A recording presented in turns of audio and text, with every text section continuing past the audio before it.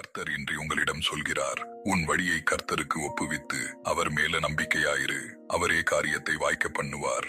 சங்கீதம் 37:5 இந்த வசனம் என்ன சொல்லுதுன்னா, நீங்க ஒரு விஷயம் இப்படித்தான் நடக்கணும்னு ரொம்ப நம்பி இருக்கலாம், அதுக்காக ஜெபிச்சிருக்கலாம், முயற்சியும் செய்திருக்கலாம். ஆனா கடைசியில நீங்க நினைச்ச மாதிரி எதுவும் நடக்காம போயிருக்கலாம். அதனால தேவன் என்னை மறந்துட்டாரோன்னு நினைக்காதீங்க.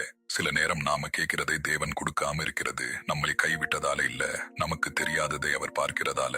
நம்ம கண்ணுக்கு நல்லதா தெரிகிற எல்லாமே நம்ம வாழ்க்கைக்கும் நல்லதா இருக்கணும்னு அவசியம் இல்ல. அதனால எதையும் நினைச்சு கவலைப்படாதீங்க. எல்லாத்தையும் தேவன் கையில விட்டுடுங்க. நீங்க எல்லாத்தையும் தேவன் கையில விட்டுட்டா வாழ்க்கையின் ஒவ்வொரு இடத்திலும் அவருடைய கையை நீங்க பார்க்க ஆரம்பிப்பீங்க. இன்றைக்கு ஒரு திட்டம் மாறி இருக்கலாம், ஒரு வாய்ப்பு போயிருக்கலாம், நீங்க எதிர்பார்த்த பதில் கிடைக்காம இருக்கலாம். ஆனா உங்க வாழ்க்கைக்கான தேவனுடைய திட்டம் முடிஞ்சிடல. உங்களுக்கு புரியாத இடத்திலும் அவர் வேலை செய்துகிட்டே இருக்கிறார். அதனால நம்பிக்கையை விடாதீங்க. உங்க வழியை தேவன் கிட்ட ஒப்படைச்சிட்டு அவரை நம்பி தொடர்ந்து நடங்க. ஜெபம். அன்புள்ள இயேசப்பா, நாங்கள் நினைத்தது நடக்காத போது சோர்ந்து போகாமல் இருக்க உதவி செய்யும். எங்கள் வழிகளையும் எதிர்காலத்தையும் உம்முடைய கையில் ஒப்படைக்கிறோம். எங்களுக்கு புரியாத நேரத்திலும் உம்மை நம்புகிற விசுவாசத்தை தாரும். எங்கள் கவலைகளை உம்முடைய கையில் விட்டு நீர் காட்டுகிற வழியில் நடக்க உதவி செய்யும். எங்களுக்கு நல்ல வழியை காட்டி அதில் எங்களை நடத்தும். இயேசுவின் நாமத்தில் ஜெபிக்கிறோம் நல்ல பிதாவே, ஆமென். இந்த வசனம் உங்கள் மனசை தொட்டிருந்தா ஆமேன் என்று காமெண்ட்ல சொல்லுங்க.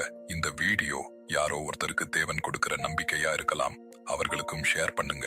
ஒரு ஷேர் கூட ஒரு வாழ்க்கையை தேவனிடம் நெருக்கமாக கொண்டு வர தேவன் பயன்படுத்தலாம். கர்த்தர் தாமே உங்களையும் உங்கள் குடும்பத்தையும் ஆசீர்வதிப்பாராக. ஆமென்.